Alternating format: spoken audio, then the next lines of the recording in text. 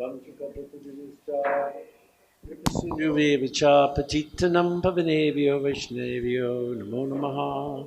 Nama Om Vishnu Padaya Krishna Prastaya Bhutale Srimate Bhaktivedanta Swaminite Namane Namaste Saraswati Deve Gauravani Pacharine Nivishesha Shunyavadi Paschachade Shatarine Hare Krishna Krishna Krishna Hare Hare Hare Rama Rama Rama Hare Hare. I want to welcome everyone. My name is Nrsimhananda Das, and I am the chairman of this newly formed group called the Sabha. And we're going to review its founding document today, and you will have all of your questions answered as we review it. But that is the last year's composition of the Sabha, standing on the stairs. It hasn't changed much in a year. A couple of people have dropped out. We have a fairly heavy workload, and people don't have the time that they need to put into it, so we ask them to either live up to their word or maybe they should make room for others. So it's important that we have a sense of accountability and performance standards. Otherwise, people are just stay in it just because I'm a member of the Sabha. And what is the Sabha? Well, establishing this spiritual advisors Bhagwat Assembly has manifold functions. It aims at sheltering unity among ISKCON's global spiritual leaders. It facilitates their cooperation, communication, and working relationship for the progress of Srila Prabhupada's movement. Of course, this is the goal. Doesn't mean we've accomplished that goal yet. It provides, now here's where it becomes interesting, checks and balances on the authority of the GBC. Is that a little revolutionary? Checks and balances on the GBC. And course correction for its decisions. More consultation, more dialogue, and more interaction can be conducive to better, wiser, and more acceptable decisions. And there are historical precedents for this approach during Srila Prabhupada's presence. 1976, since several resolutions under ISKCON organization passed at the March 9th meeting, because it caused a great disturbance among the temple presidents, and thus, with our spiritual master, the GBC acknowledges that they were mistaken proposals and hereby rejects them. Takes a big man to acknowledge his mistake, takes a big part of the GBC to acknowledge that they made mistakes, especially when you're dealing with a large number of people. So it was ordered by Prabhupada, and as a result, the next year they established a system of review of its decisions by temple presidents who met the day after the GBC meetings were over to review the resolutions. If a 2/3 majority of the presidents vote that any suggested amendments to the resolutions or make new resolutions, these will be referred back to the GBC, who will meet to vote on them, and that decision will be final. So that was the resolution at that time. Srila Prabhupada will then review the decisions for the ultimate decision and or approval. And this was one of the last things that Srila Prabhupada did in March 1977, was establish this check and balance and sign off on it. And thus, the Sabha is intended to enrich the decision-making ability of the GBC by providing variegated viewpoints and deeper insight into the needs and concerns of the various ISKCON constituents. And we will define those constituents a little bit later in this document. Well, we also offer the GBC the opportunity to hear from other qualified Vaishnavas and tap their collective wisdom in the spirit recommended by Srila Prabhupada. If we keep Krishna in the center, then there will be agreement in varieties. This is called unity and diversity, and that is being severely tested right here and now at the Mayapur meetings, isn't it? But if we fight on account of diversity, then it is simply on the material platform. So please try to maintain the philosophy of unity and diversity. This will make our movement successful. So if we don't, the corollary is it will make our movement unsuccessful. We better be successful, because he says try. Doesn't necessarily guarantee success, does it? The Sabha can also suggest to the GBC issues for discussion or solution.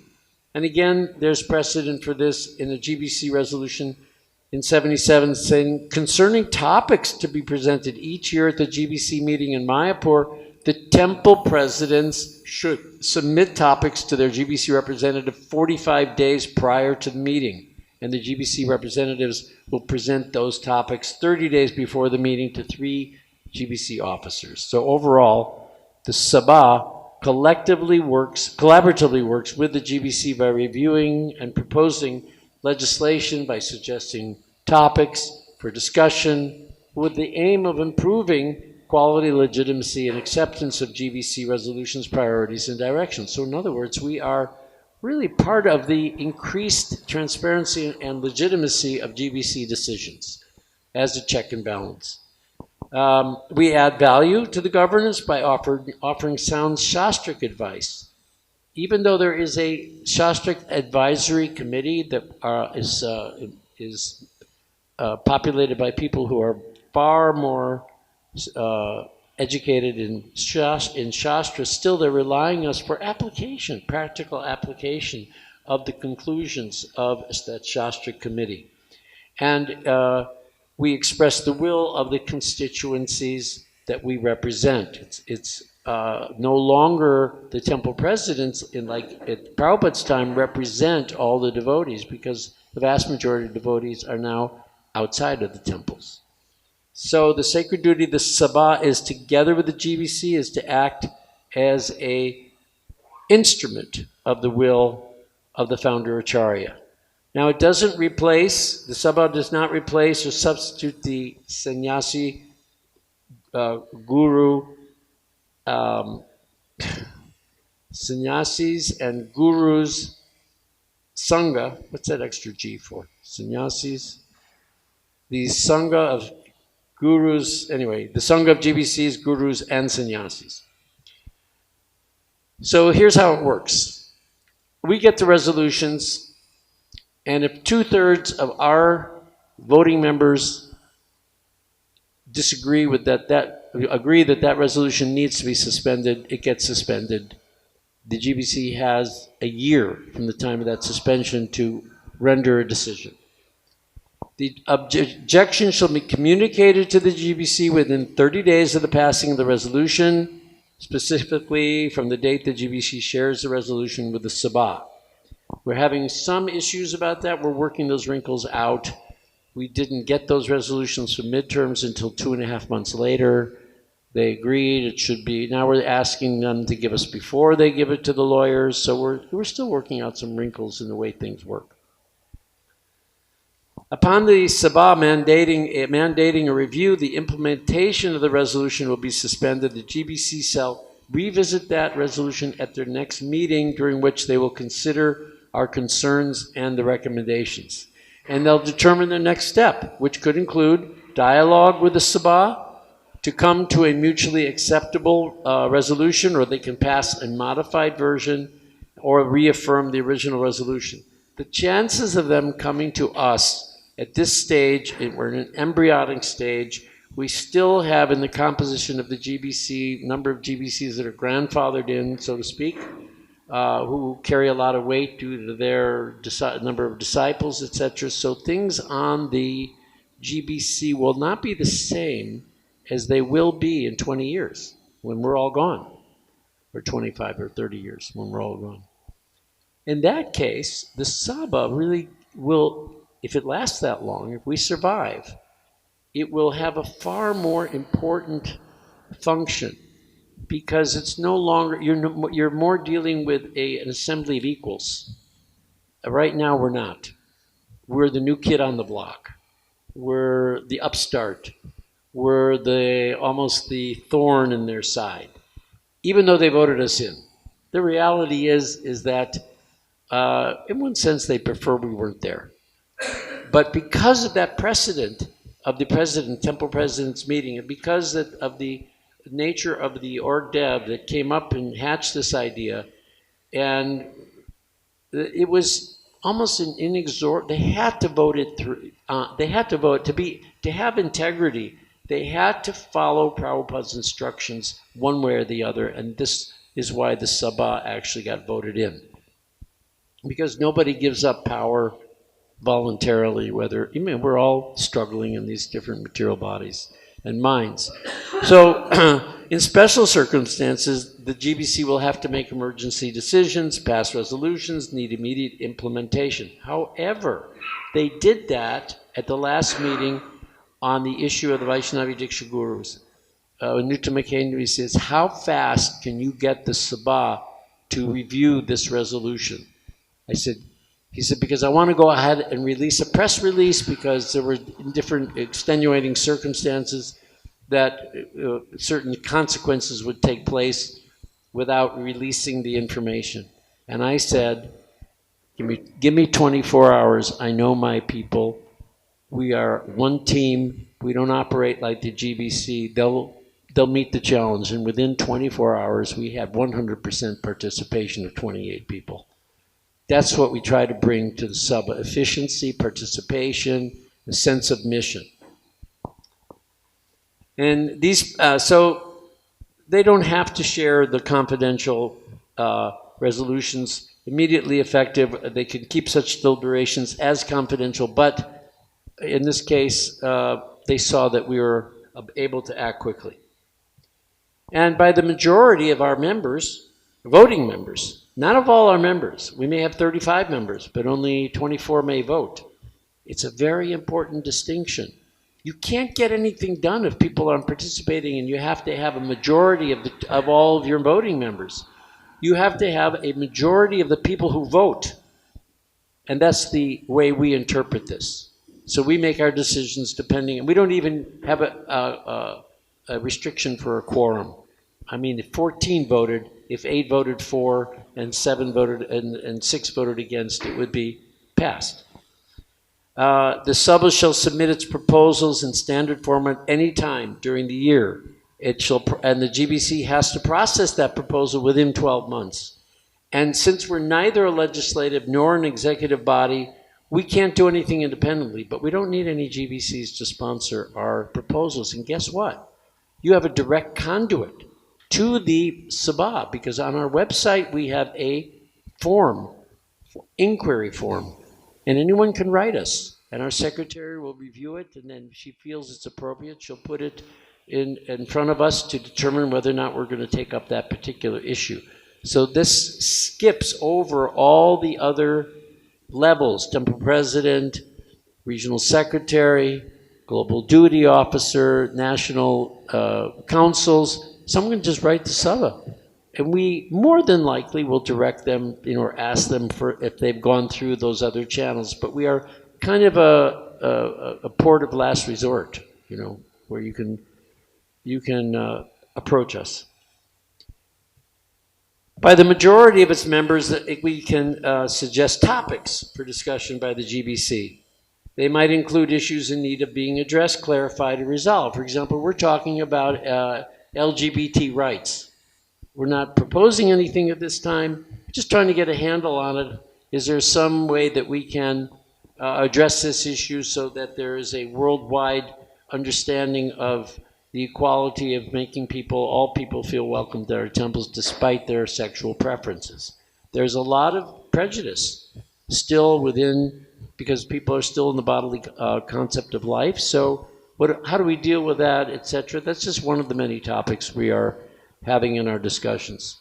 They can be submitted at any time during the year, and the submission should include why we considered it a very important topic, and we might say what we would like to see be the outcome. The GBC shall act on that suggestion within a year. As we all know, nothing happens without deadlines. So putting deadlines in, performance benchmarks, it's essential to having an organization work efficiently. And we may discuss it with the SGGS, the Sastric Advisory Council, or a subcommittee or whatever. from time, and we did that with the book issue. We made a public debate. We invited Dravida and Garuda to debate the changes. Went on for a couple of months, sometimes very heated, and it was really interesting. Really, I learned so much about the issue of the book changes from that. And as a result of our work on the book changes, you now see existing a panel that's reviewing all the past changes. They're just creating guidelines and principles on editing of Prabhupada's books. So we feel that we were a fairly helpful catalyst to seeing this book issue kind of maybe being put to rest finally. I know for myself it's a great relief. So the Sabha shall meet in person at least once a year for a minimum of 3 days. We're meeting on the 23rd, 4th, and 5th, and we have the 4th as an optional day. We meet up in the GBC meeting room, and this year, on our first day in the afternoon, we've invited the Indian Bureau members and the ICC members, whoever's in town, to please come and share with us, do a meet and greet. We don't, because we're primarily Western in the composition of the Sabha, we wanted to make sure that they felt like they have a voice with the Sabha more than just 3 or 4 members that they have. Should be an interesting meeting. In addition, 3 members of the Sabha shall be invited to attend the GBC meetings. You know what's so interesting about this is that it's hard for me to actually get the Sabha members to attend. You know, for me, it's pure drama up there. Every moment, watching these GBCs try to cooperate together, work on different proposals, it's fascinating. I mean, if you're interested in theater, it's like, you know, it's like going to the theater for 8 hours. It's fantastic. You know, different personalities and how we react to stuff. I find it absolutely spellbinding, really, to be there. And I can participate. Any one of the Sabha members raise their hand, they get put on the list, and we can state our opinions about things. And it's welcomed. It's not that we're, you know, somehow or another minimized or dismissed at all. So it's really a nice situation that they have more input now from the Sabha members. And of course, we don't have a vote. And we are supposed to represent the collective view. Sometimes you don't know what the collective view is, so you end up just representing your own view. And we share that with one another. In confidentiality, by the way. We're not supposed to tell you about what goes on in those meetings because we're bound by the rules of confidentiality. Do you want to know who voted for Vaishnavi Diksha Gurus and who voted against? Do you want to know? I'm not going to tell you. They're having a meeting on the 20th. They're going to continue their discussion. More than likely, it's going to get probably postponed, probably. So our membership. We got 35 members as a max. And we got 12 sannyasis and gurus, but none of them can be a member of the GBC. They could have been a member of the GBC, but they cannot be a current member. Senior devotees, who are they? 30 years or more in the movement. Notice, not Prabhupada disciples. Why? We're going to die. So, you know, senior devotees are going to be you guys. 30 years or more in the movement. Vaishnavis, 5 members. Youth, 3 members, and area representatives, 10 members. So of those area representatives, there's 5 national councils that exist on the planet today. You know, North America, South America, Europe, a couple more. But there's other areas that don't have national councils. The SGGS nominates and elects from those areas. How do you define youth? 30 years, very good question. 30 years or younger. How old are you? 28. You got 2 years left to be eligible for the ministry. I don't know how that works because let's say you're 30 when you get in. But then you have a term of 4 years. But you're no longer a youth. You know, I'm going to have to make an amendment. Thank you. Yeah, very interesting. Okay, so sannyasis and gurus, initiating spiritual masters, not serving as GBC, senior devotees, initiated for at least 30 years. Notice it says initiated for at least 30 years. You could be initiated 1 year and then bloop for 28 years, and then the 29th year you say, hey, qualified. Don't forget me. Every time I go through this, I just say, oh, they didn't think of that. They didn't think. I have to clear that up. Vaishnavis, 5. And it doesn't include ladies that might be elected in other categories like senior devotees, youth. So in other words, 5 ladies in addition to the other ladies on the Sabha. 3 devotees below the age of 30. Sorry, you only have 1 year left. And at the time of election. So that's clarified. So you could squeeze in. Then we have area representatives, one from India, China, Southeast Asia, the rest of Asia, North America, Europe, Africa, and Russia, and the former USSR, Australia, Oceania, Latin America, and the Caribbean. And note these area representatives could be zonal representatives, supervisors, or members of national councils. They're not excluded. They could be temple presidents. They could be community leaders, congregational leaders. In other words, they don't have to live in a temple. They can just, be very active people who've come to the attention of some of the leaders. And they could also include devotees not holding any administrative position, such as myself. I wasn't. And of course, I'm not in the zonal issue, but it's really quite wide open, which is nice. Okay, so you have to be loyal to Srila Prabhupada. I don't know how you measure these things,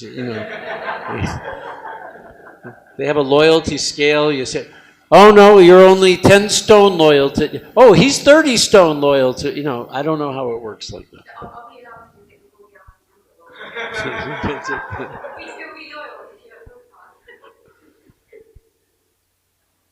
Being ISKCON devotees in good standing.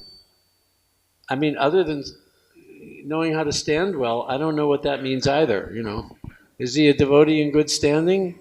I think what that means is that nobody has any gripes about the person, something like that. Or they don't know what he does when he's not at the temple, something like that. Possessing the capacity and the willingness to bring their diverse experiences, expertise, and viewpoints to the Sabha discussions, that's self-evident. Interested in developing a shared, broad-minded, and inclusive global vision. That's very important because some people are quite sectarian in their views. And they'll only think of the welfare of their so-called constituency. You have to be broad-minded. Committed to responding to email. We've had a number of people who have not been active on the email, and we have persuaded them by embarrassing them to resign. Nobody wants to resign, like voluntarily, even they don't do anything. It's the strangest thing. I don't know where that comes from. You're not doing anything. Why do you want this position? And yet, you have to kind of cajole them and embarrass them and point it out publicly amongst the Sabha members. Why didn't you vote last time? Blah, blah, blah. But we only have we can't hire and fire, so we only have the power of persuasion. That's all. You got to do, it's a lot of work. They send us survey on for example, on the Constitution. And we have to fill out and add our comments in, and there's 4 different surveys, and each survey is around 35, 40 questions. And I think you probably took it. Everyone taken that survey? The constitutional survey? So we were part of the groups that got that survey, and we had a lot of comments. And I was determined, we're going to be 100% on that, participation. And by God, we were 100%. We've been 100% on every survey that they have sent to us. And they announced that on the first day of the GBC. They said, and we want to acknowledge the Sabha for their 100% participation. GBC was 66% participation. Such and such group was 42% participation. We are hoping to set the standard for accountability. You have to be committed to actively participate in the discussions. there's a little wiggle room there because some people are people of few words. So it's, but when they speak, it's a tsunami. They're really profound when they talk. So you have to kind of judge the person. It's not so black and white. Willing to join and serve in subcommittees as the need arises, possessing basic computer literacy, and working in English. This last one's really important. Prabhupada was instructed by his spiritual master to preach to the English-speaking world, not even Western world, English-speaking world. English is the foundational language, not Sanskrit, of our movement. It was very important to really know English in order to be able to fully participate and understand Prabhupada and be working with Prabhupada's disciples and Prabhupada's movement. So I just can't stress to you enough, if you're not proficient in English, become proficient. It's not so hard. It's not like Russian. I mean, English has 1/3 of the vocabulary of Russian, for example. What to speak of trying to learn Tamil or Malayalam, that's like, that's aliens speak that language. I don't know where that language came from. All the non-GBC members of the SGGS, what does that mean, SGGS? Anybody remember? Sannyasis?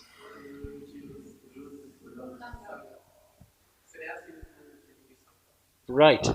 I always forget the GBC part of it. I don't know. It must be, selective memory. I remember the sannyasi. I remember the gurus. What does that other G stand for?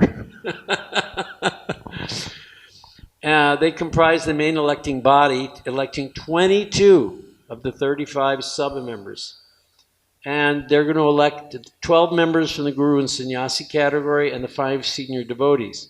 The territorial definitions precisely align with existing continental or national councils, North America, Europe, Latin America, India, and China. And those bodies will elect 1 Sabha member each. The non-GBC members of the SGGS will also elect 1 Sabha member for each of the remaining 5 territories. And the Vaishnavi ministry will be the electing body for the Vaishnavis, and the youth ministry will be the elective body for the youth. Anybody have any water? Water? No water. Okay. No, it's okay. All right. So the following guidelines apply to the procedure. Oh, that's water there. That's good. Yeah. The Vaishnavi ministry, the youth ministry, the above continental and national councils shall follow procedures of their own choice to elect their quotas of Sabha members. So we're not involved. Sannyasis and gurus can volunteer and nominate themselves, or they can nominate, thank you so much, nominate others for membership in the Sabha.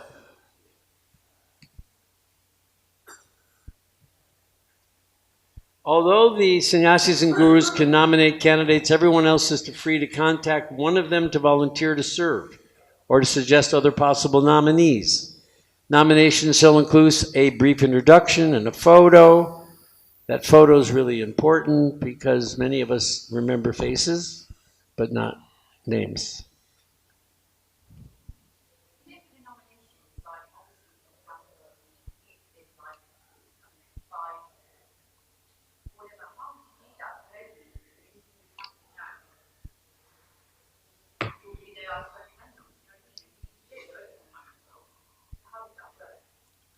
Well, the youth minister is supposed to have a worldwide vision and a sense of, various people around the world. Obviously not going to know every young person, but they have resources to be able to do it any which way they want. In other words, if I were the youth minister and I didn't have 3 favorites in mind, like some people, he might have traveled in the, I would, contact various yatras, and I would say, who would you recommend? Can you have them send their bio? I would do kind of like, then I would contact them. You've been suggested. Would you have the time? I would do it like that. But it's very much an individualized approach by each of the ministries. So it doesn't say here how the ministry does it. And in one sense, that's good because it leaves it up to the individual initiative of the ministry. All nominees shall be informed of the duties and responsibilities of elected members, must confirm their acceptance of duties and responsibilities prior to the voting. In other words, you have to understand what you're getting yourself into, because it takes a lot of time. And there should be a minimum number of confirmed nominees to fill each category. In other words, at least 12 nominees who are sannyasis or gurus, because they got to pick 12. You need at least 12 nominees before you're going to vote. 5 senior devotees, same idea, and 1 each for any of the 5 areas. The same individual can be nominated for more than one category, but upon election, it should be clarified in which category they've been elected. And upon election, they got to take, and every year we're going to redo this, the oath of allegiance. So you're bound by your word to accept the authority of the GBC in the practice of your duties. Elected members can only hold a single membership and a single vote. No one can fill more than one position or have more than one vote. It does not prevent members from representing the views and concerns of various categories of constituencies. In other words, a sannyasi may simultaneously represent the interests of his ashram, of educators, of Latin America, of emerging leaders, etc. Everybody with us so far? Everybody awake? Am I putting everyone to sleep yet? No? Okay. We're almost through this nomination. This is the longest, most complicated part. You got to receive the majority of the votes, obviously. Then there's, there's a lot of ifs. So you can read this at your leisure, but it's just more detail on nominations and what if this happens and what if that happens. And in case an election doesn't immediately elect all 35 members, a minimum of 25 regularly elected members will be sufficient for the Sabha to start legitimately functioning and simultaneously working to fill the vacant seats. So it's an interesting situation came up, because we had started out with like 34, and then 6 have resigned because they were too busy or they weren't fulfilling the functions. So now we can't elect any members. So we have to turn to the SGGS that elects 22 out of our members. It's easier when you go to the youth ministry, the Vaishnavi ministry, no problem. Even the national councils, it's a little more accessible. But since 22 of our members with the SGGS, this year we have a amendment to this elections that we can temporarily appoint the member. And then that member can either be ratified or replaced by the respective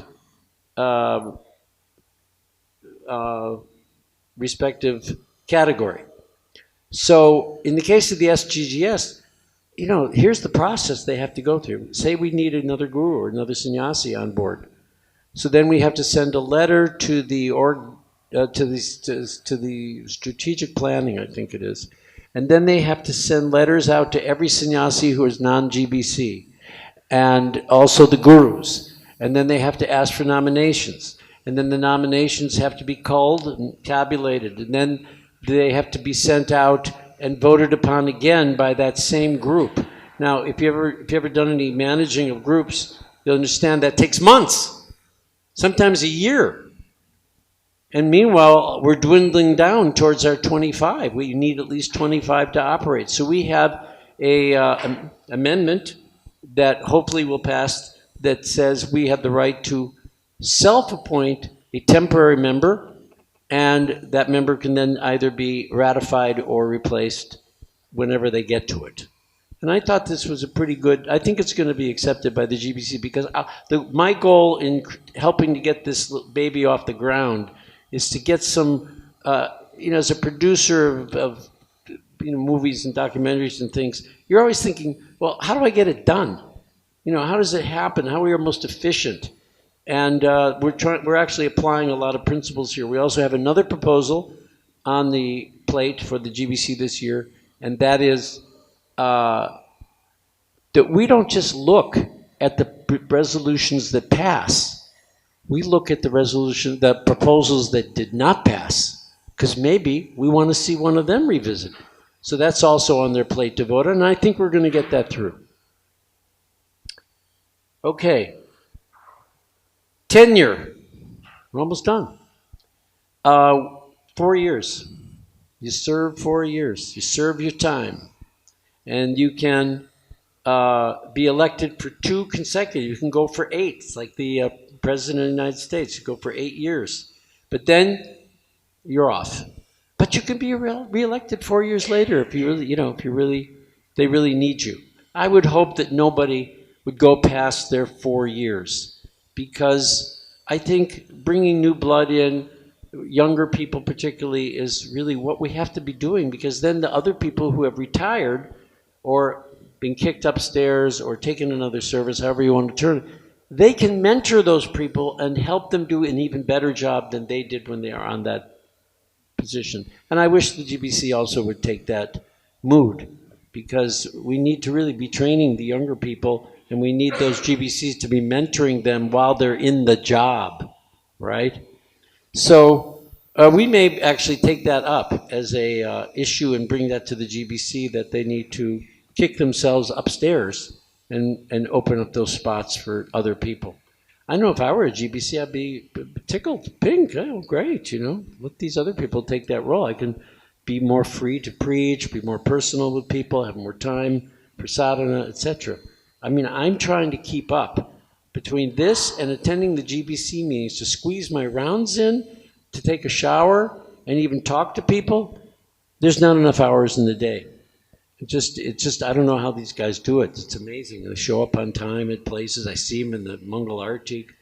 It's a pretty awesome sight to see how much energy you have to put out at our age, to fulfill those functions. All right, so that's the members of the Sabha will elect a chair. And you may wonder, well, how did I get to be the chair? And I wonder how I got to be on the Sabha.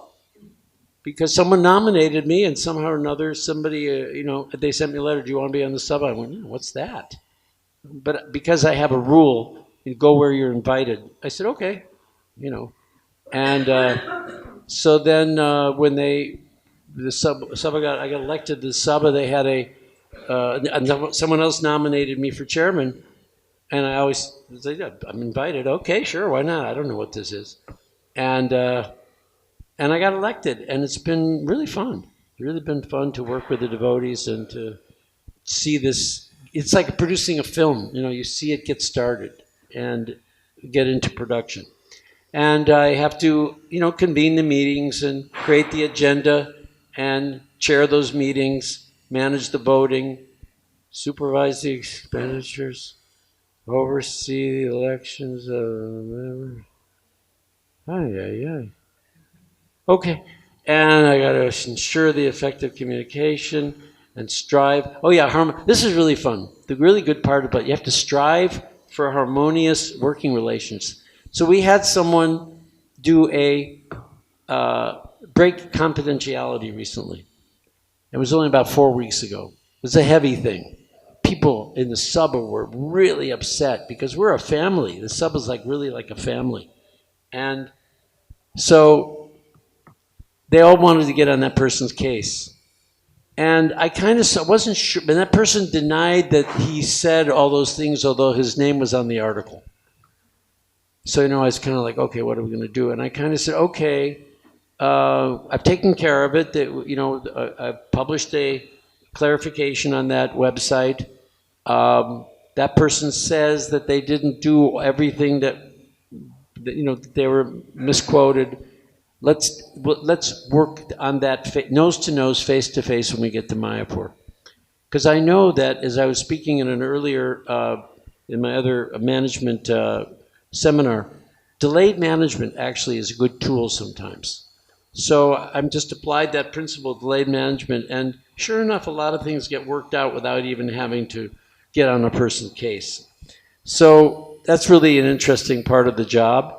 And we may decide to establish further aspects of our governance and administration. such as adding officers. We have a secretary now. We just recently put up that website, sabasurvey.com.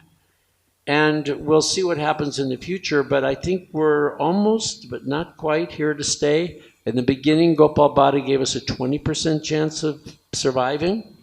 I think maybe we're up to 30 now. We'll see. But that's and the funding. They gave us $12,000 our first year. You know, it was a budget. You know how much we used of that $12,000? Because, you know, if money's there, you're going to generally grab it, right? We used $800. 800. This year we've used nothing. So no, I'm sorry. This year we've used a couple thousand because we help some devotees with their airfares. My goal is not to use, is to use as little as possible, because the less money you use, the more independence you own, and we don't want to be, somehow in debt to our minders. We want to be as independent as possible. And the GBC at any time, at any moment, in any second, they can review and amend our structure, our functioning, do whatever they want to us. So they are our authority. They are our direct authority. The deputies are not our authority. The global duty managers or anybody else, we are directly controlled by the GBC. And that is the presentation of the Sabha, and I will open the floor to any questions. But before I do, I'd just like to say that we've taken up probably about 15, 20 topics.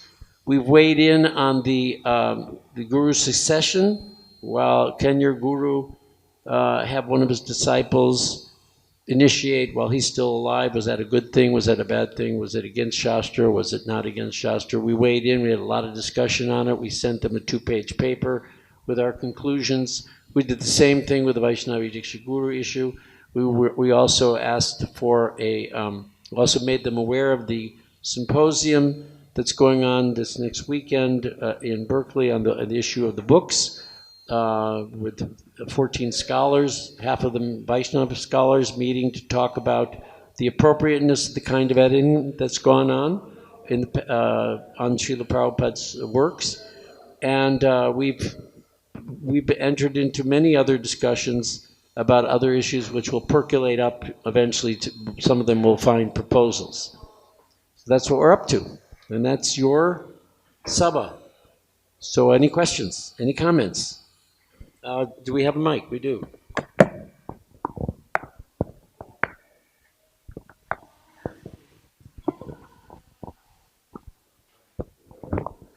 Thank you, Prabhuji, for such a nice presentation, and I understand this is a very important platform which is helping GBCs to work very effectively. Would you like to say something more about this, how to utilize my new voice to GBC? Means, yeah, you told that we can write to Sabha, but then how it works, so if I have to write to GBC, Sabha, so I have some imaginary issue, say, I want to ask about what are our standards to run a temple. Just imaginary question. Okay. So here's how it works. The first thing you're going to get from us is we're going to ask you, have you talked to your temple authorities? Have you talked to your regional secretary? Did you have to bump it up to your global duty officer? We're going to see where you took it so far. Then based on where you took it and the answers that you got, we will have to determine whether that's something we can enter into to expedite. Let's say you put, like some people did, teeth in the mouth of Radharani. So we'll obviously we're going to connect very quickly with Nrsimhananda Prabhu and the Minister of Deity Worship, and we're going to get them in contact with you, and you're going to explain the situation that may not be understood at that level. Whatever it takes, we will be there to help devotees who have gotten perhaps they're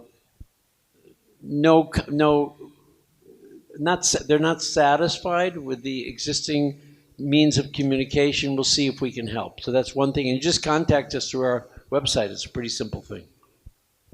Thank you.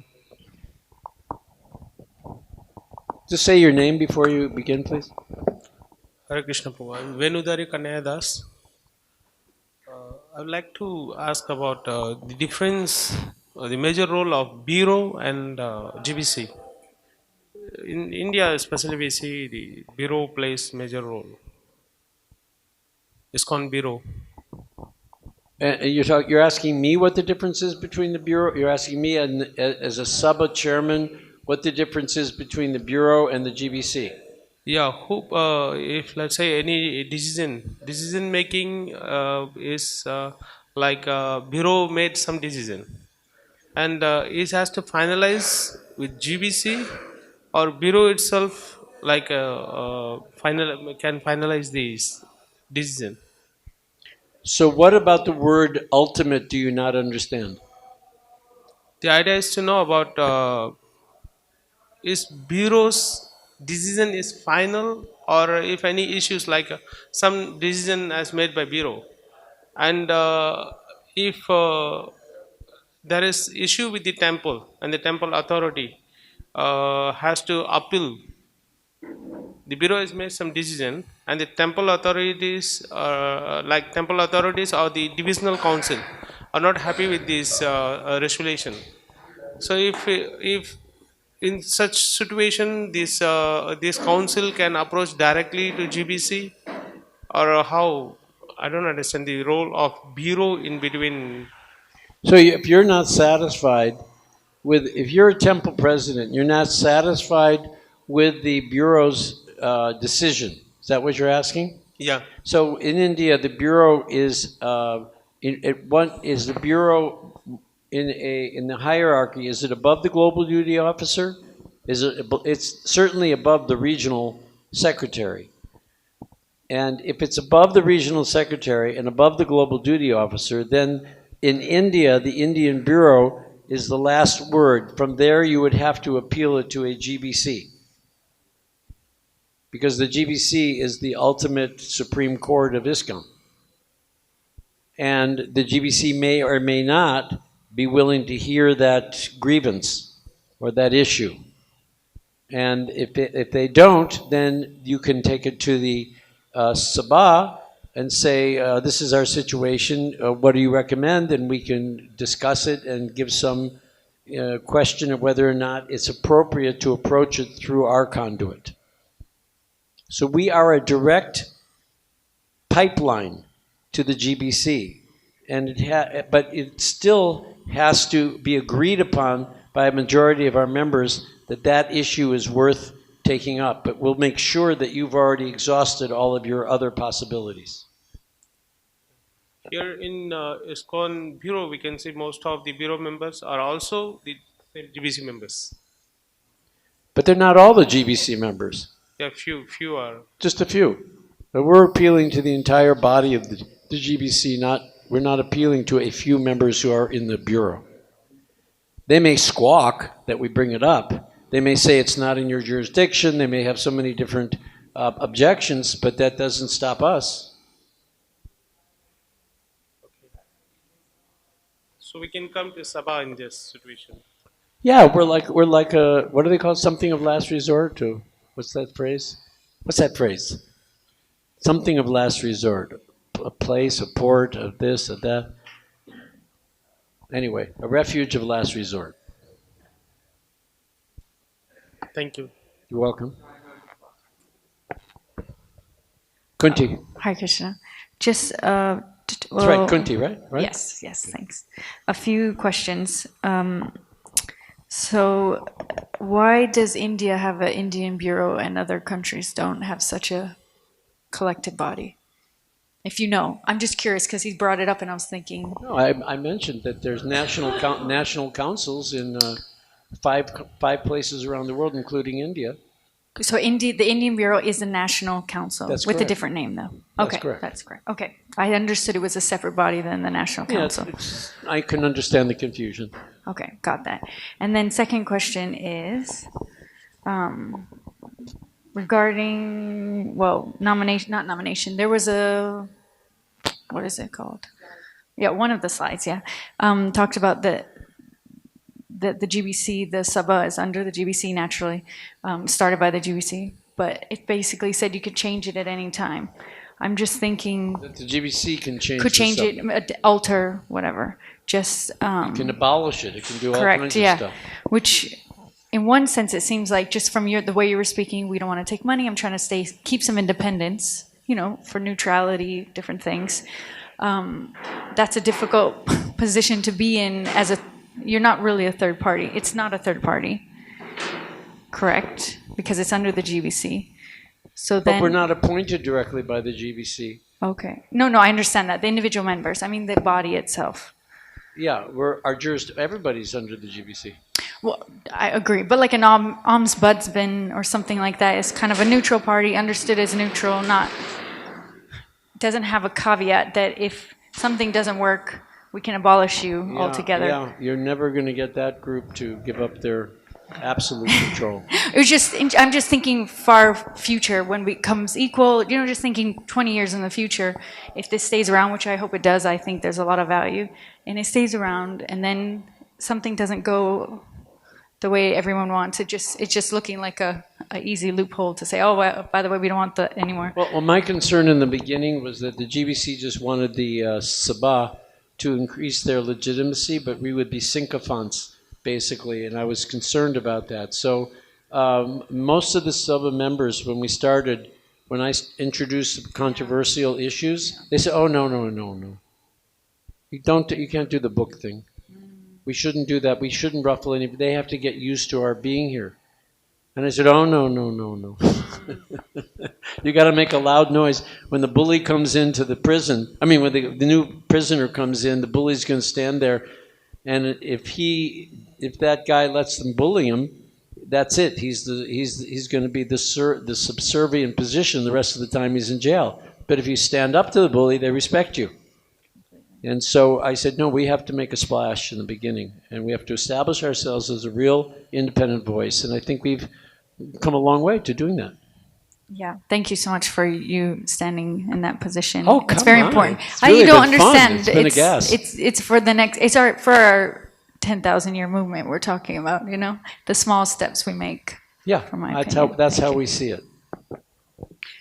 Somebody mentioned to me that the Sabha is that, but there's a missing link to the people and the temple president. Is that true? No, because the temple president himself has a conduit right to the Sabha.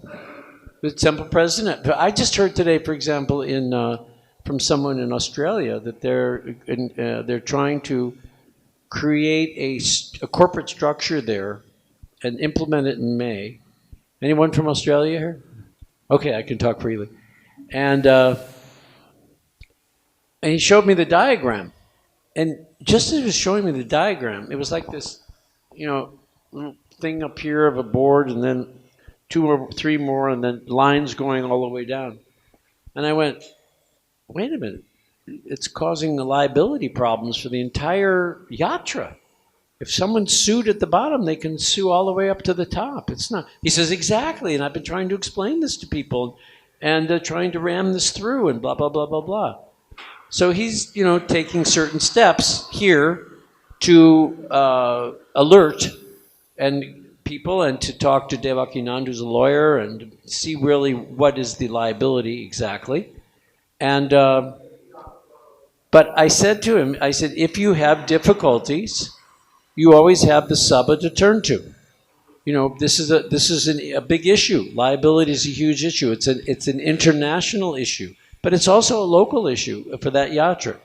So we're available to take on those kinds of issues for even a yatra. Someone who's very concerned. Maybe they don't have all the information, so we might, ask them to get more information. But he's already doing that. So, we're not involved at this stage. We may never come involved. But we are potentially a lifeline.